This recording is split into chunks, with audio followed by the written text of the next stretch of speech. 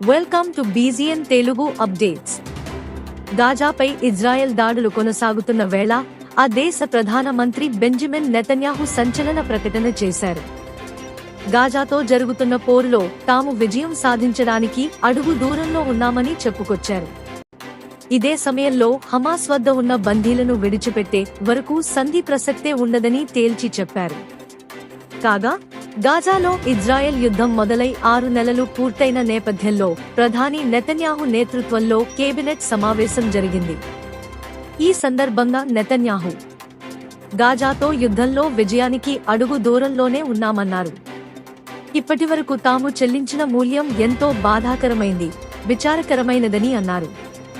తాము ఒప్పందానికి సిద్ధమే కానీ లొంగిపోవడం జరగదన్నారు.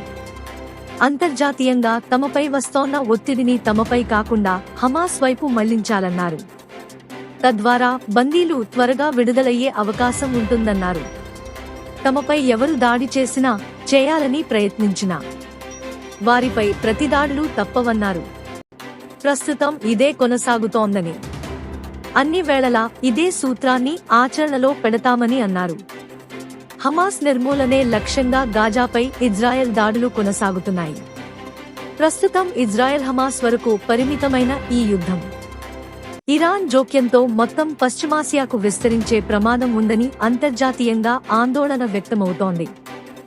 మరోవైపు కాల్పుల విరమణ ఒప్పందానికి సంబంధించిన చర్చలు అంతర్జాతీయ మధ్యవర్తుల సహకారంతో కైరోలో తిరిగి మొదలవుతాయని భావిస్తోన్న తరుణంలో నెతన్యాహు ఇలా కామెంట్స్ చేయడం ఆందోళన కలిగిస్తోంది.